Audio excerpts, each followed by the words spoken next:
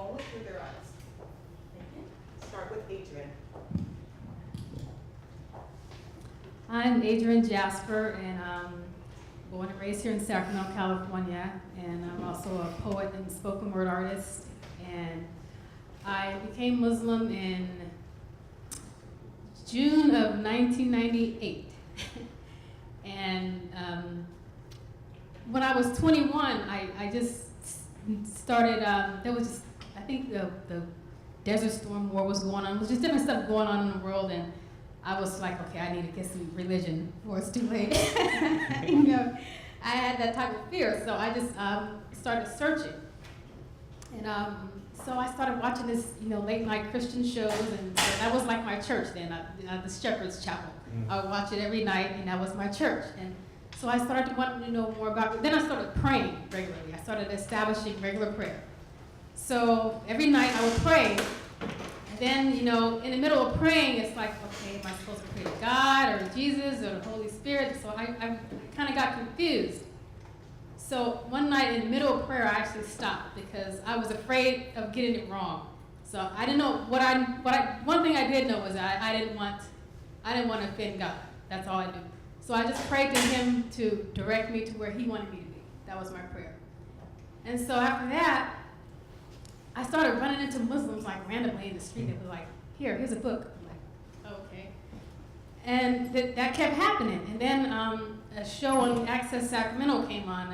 It was titled Islam in Focus. So I started watching that. And, so I got more curious about Islam. And then I wrote a letter to a mosque downtown, V Street Mosque, and I asked them what their view of Jesus was. And so about a month or two later, they sent me this book titled Jesus, Prophet of Islam. And after I read that, it just explained, it talked about monotheism, and it resonated with me. It just resonated with my spirit more. So then I wanted to read the Quran. And so when I read the Quran, it just felt organic to me. And I said, okay, I was 21 at the time. I said, okay, when I'm ready, this is the path that I'm going to take. But I'm not ready yet. I guess I got, a little more partying and whatever. I was 21. So then, when I was 28, life starts kicking you around. It's like, okay, I gotta really, start practicing something because I needed some order.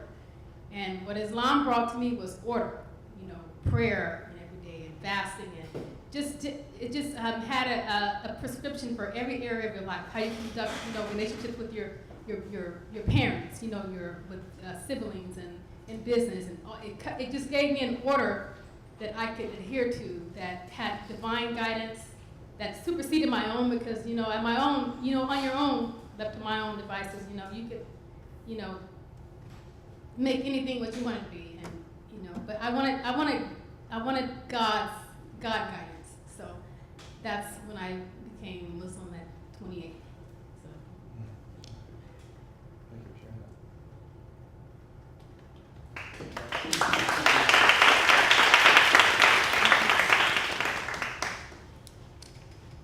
Good afternoon. My name is Muhammad Saifullah. I'm the Communications and Outreach Coordinator for CARE Sacramento. CARE stands for Council on American Islamic Relations, so it's like a Muslim civil rights organization. Let's see, I just moved out here. I'm from Kentucky. That's where I went to school. I went to school at the University of Kentucky. I played football there. I got a major in exercise science and a minor in Islamic studies. And I'm just going to tell you how I got out here real quick. It's crazy. I was at, everybody remember Muhammad Ali passing last year, right? So of course he's from Kentucky, so his funeral was in Kentucky. And I remember after the ceremony, I was standing outside with some people, and the executive director of CARE was there, the guy from Sacramento. And I'm sitting there talking to him, and so some people standing next to us, and they get interviewed, and kind of just me and him looking at each other. It's kind of awkward. So he asked me, what am I doing? I was like, I just graduated school, looking for a job. He's like, you want to come out to Cali? I'm like, of course.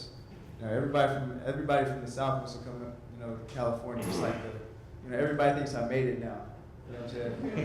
And it's like, dude, I work for a nonprofit. I haven't made it yet. But that's what they think. So That's how I got out here. He offered me the job and I took it, so now I'm out here in Sacramento, and it's beautiful out here. So I guess my story is kind of rough. How I got to here right now is kind of rough, so I'm just gonna go ahead and get into it. I was about 19, and well, I'll start before that. So both my parents are converts. My dad and my mother converted when they were in college. Anybody heard of Malcolm X? Yeah, Malcolm X. Okay. So my dad read the autobiography of Malcolm X, and that was pretty much it for him. That was all he needed to read. Back in the 90s, that was when like that Black Power movement was going on. So he got that book, and that was it for him. So then he met my mother, taught my mother, and so my mother became Muslim as well. So me and my two sisters, we were born Muslim. Then throughout my life, I never really practiced. You know, I wasn't practicing Muslim really until about 19. So I kind of just, there's a saying in Islam that your own religion are your friends. So like whatever your friends do, that's gonna be what you do. So that's kind of what I was doing. I wasn't really into praying and fasting and doing all this stuff.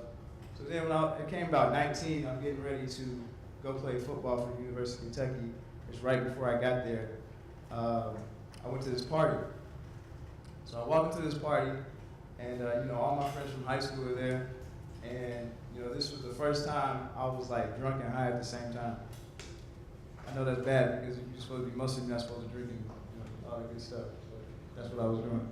So I walked into the party, everybody's dapping me up because I don't drink and I don't smoke, but this time I was. Everybody's like, "Mo, yeah, we got him, yeah." So everybody's dapping me up, this and that, and then all I remember is people started running. So we were at a house party, everybody was underage. All I remember is everybody just started running, and said the police were there. So I started running as well. So I came into this car. The car that I drove there was my girlfriend at the time. That was her car and two other people that came with us. So I'm trying to find them, and we look at her. She's laying on the ground, and she looks like she's had too much to drink. She can't move. So I'm trying to figure out what to do. So we just take her, we grab her, we throw her in the back of the car. So we're about to take off. So we're about to take off, and then the officer knocks on the window as soon as I'm about to take off. So I roll down the window, and the officer looks at me, and he takes his flashlight and he puts it in the back seat, and he sees her, and he's like, "Where you guys going?" I was like, "Home." He's like, "All right." He's like, "Who's this?" I was like, "That's my girlfriend." He's like, "How old is she?" And nobody said anything. I didn't say anything, nobody else said anything. So then, he asked me again, nobody said anything. And he asked me again, nobody said anything. Finally, I was like, "Officer, I'm about to take her home to her dad right now." So he's looking at me, everybody's looking at me. He's like, "Are you straight to drive?" I was like, "Yeah." And he knows I'm not straight to drive. I was like, "Yeah, I'm good to drive." He's like, "Are you sure?" I'm like, "Yeah." He's like, "Say the alphabet backwards from Z to A." I don't even know if they're allowed to do that. Are they allowed to do that? I don't think so.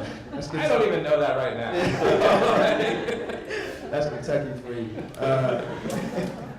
So he tells me to say the alphabet backwards from Z to A, and in that moment, I said it back without stuttering. So that was enough for me. Everybody was kind of looking at me like they couldn't believe it. The cops looking at me like, he doesn't know what's going on. He wasn't even supposed to do that, right? So then he lets me go. So I'm driving, and there's this moment where everybody's asleep except for me, and I'm driving. I'm just by myself, and I'm like, let me try that again. I tried it again, I couldn't do it. So then that's when I was like, all right, I need to get my life together. You understand? So I'm on the way back home. That was pretty much my turning point right there. That's when I was like, okay, I don't know what this is about, but I'm gonna start learning about this. And I didn't just start studying Islam. I was trying to learn about everything. The majority of my family is Christian, so I started studying different translations of the Bible. The Torah that was translated into English, I started studying that as well. And so yeah, that's how I came. I guess you could say I came back. So yeah. Thank you.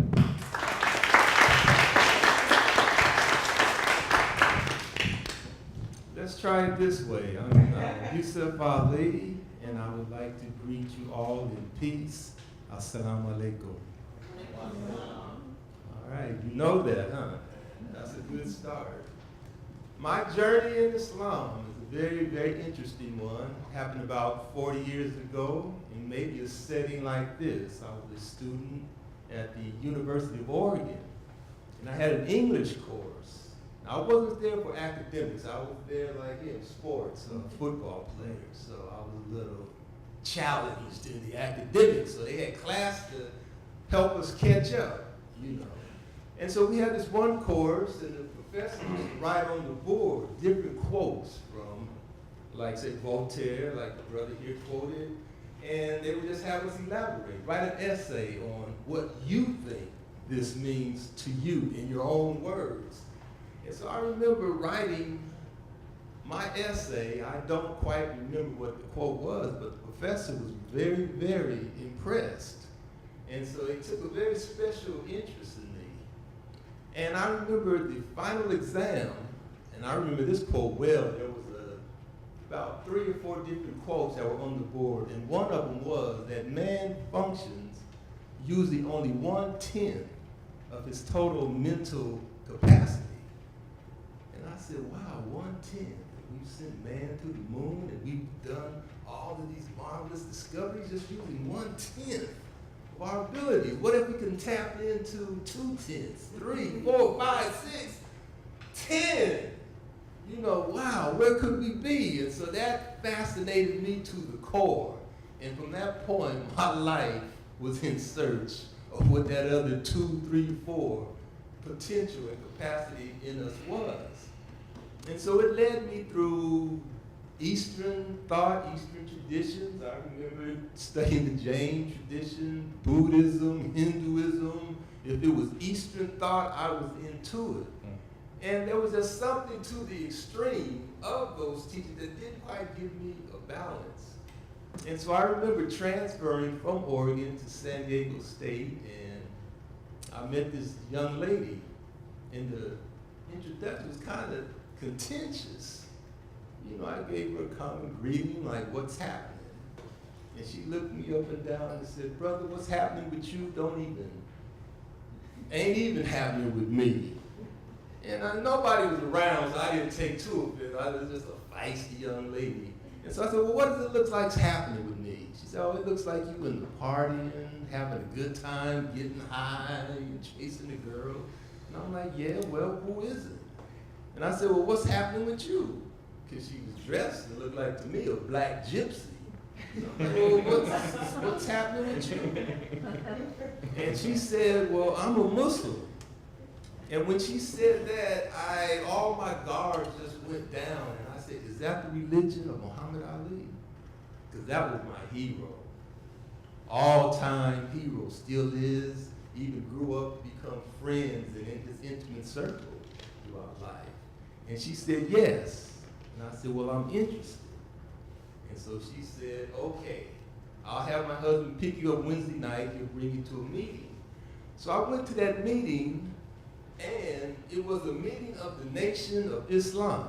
Brother said Malcolm. Malcolm was a member of the Nation of Islam. The Nation of Islam gave us leaders like Malcolm and Muhammad Ali and Minister Louis Farrakhan, and the greatest in my estimation was Imam Warithuddin Muhammad. And so when I went to that meeting, the first lesson that they were teaching that day was man means mind. And so now I'm already on this path of mind. What is the mind? And so Imam Muhammad began to redefine us as human beings, that we are not physical beings at all. That is not our true identity. Our true identity is the mind, and that man comes from a Sanskrit term, manas, which means the thinking being. And so we got man means mind. As a man thinketh, so is he. I think, therefore I am. So that took the focus off the physical and put it where it needs to be, in the mental and in the spiritual.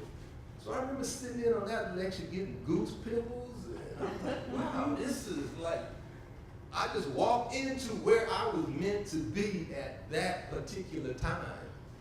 And so from that, they asked, for those of you that heard this teaching and believe it to be true, would you stand up? So I stood up. And they said, for those of you that want to embrace this teaching and grow further along in this teaching, remain standing and the rest may sit. I remain standing and have been standing to this day. And my journey to Islam was that spiritual. They said Allah is one, which means creation is one. There's only one creation. And if creation is one, then that all human beings of this creation must be one. So it began to break down those racial barriers, those racial tensions, and put the identity where it belongs. A man's knowledge, his character, is your true identity. So as I began to grow in Islam, I had the fortune of meeting Muhammad Ali as a photographer and was invited into his circle to travel with him. So that gave me the backstage pass, the VIP pass, into a whole lot of different circles, even that of Mr. Donald Trump, twice. And so I began to travel the world and begin to see Islam practiced throughout the world, throughout Asia, the Middle East.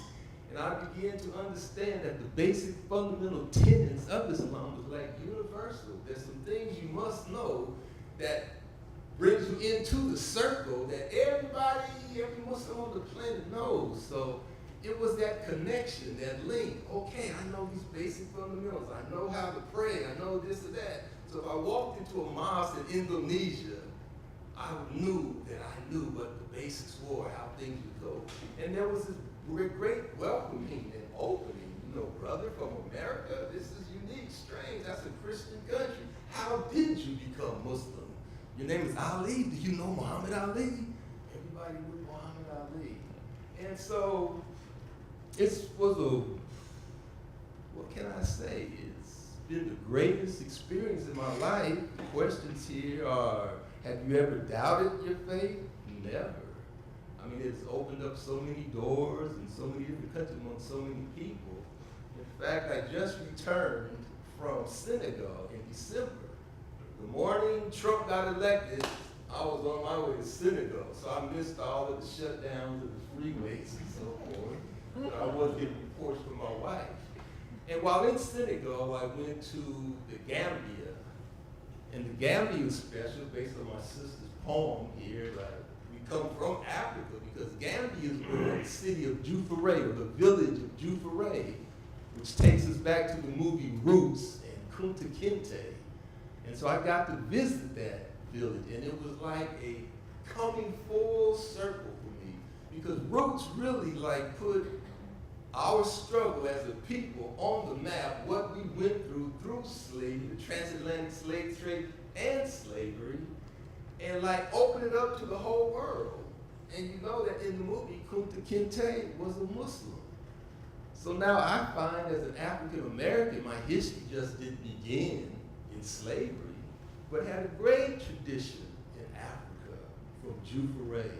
We can talk about the Moors of Spain and the African contribution to that great civilization. We can talk about the great civilizations of Mali, Songhai, and Timbuktu, African civilizations at the peak of our glory, when Europe, in fact, according to European historians, was in their dark ages. So this was my history, and as an African American, beginning to pick up the pieces of what we wore and what we can potentially become in the future, Islam was just the perfect fit for me. And hopefully, if you have any further questions, I'll be glad to answer them afterwards, but my time is up. Thank you. Were we supposed to answer all the questions? Oh, No, so what we'll do is after all the panelists have had a chance to speak, then I'll go through and ask these questions. We can answer them with the leftover time. Yeah. But first, I want everyone to be able to have a chance to kind of talk. That makes it even better. I'll try that one. No, I got it back. There we go. So my name is Parrish Gary. I am the Dean of Enrollment Services here at American River College. So I guess I'll see some of you guys around campus at some point. So my story, I should have went first.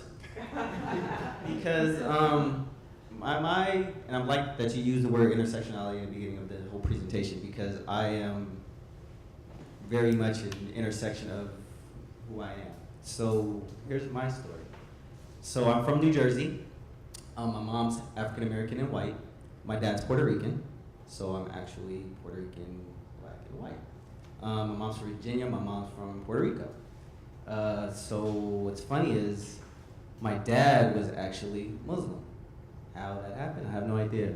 Most of his family, I was told he was Catholic. We're Catholic. So things happened, and then my family, so I'm born, and my mom originally named me Fuquan. Father Ruyu Quinu Ala Nations, my original name. But then we moved to California because my parents separated. And we get to California, and my mom goes, "You're gonna have a struggle with your name. Your middle name's Parrish," because it goes along with the guard before the church in the Catholic sense. So we're gonna have Parrish go first. So okay, fine.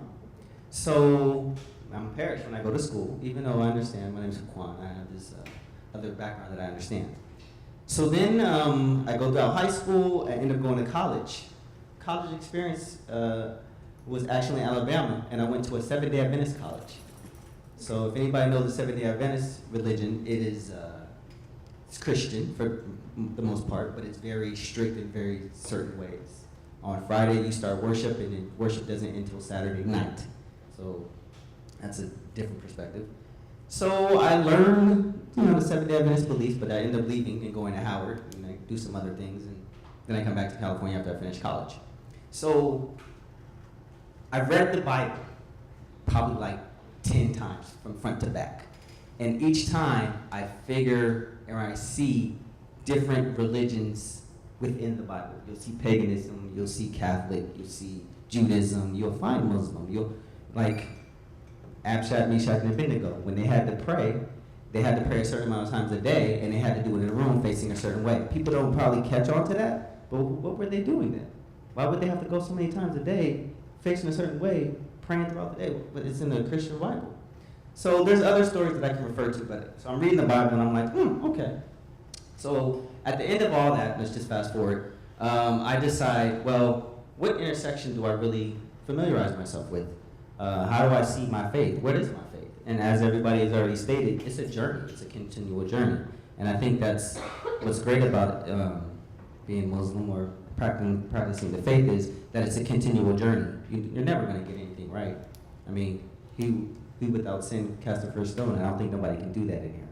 So my understanding of being Muslim is actually the way that you carry yourself, the faith that you have, and in doing so, and start to answer some of the questions, I found that divine ability to have a divine decree, which is a belief within the Muslim structure, have divine decree and have an understanding that there's good and there's bad, and it's the way that you interact with those things that kind of define who you are, and that's what I like about the faith, that I get to define who I am, that it's just not your faith or your religion or your color or your creed or your gender, it's who you are, and so it's beyond the house, so that's just a short snippet. To be honest, as of like 2 years ago, I stated my belief. I went to a mosque and I decided, you know what, this is where I'm supposed to be after doing a lot of soul searching and journey. So that's it.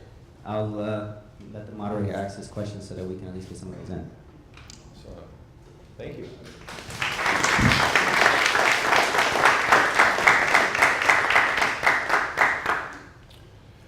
Okay, thank you so much. So, for the most part, seems like we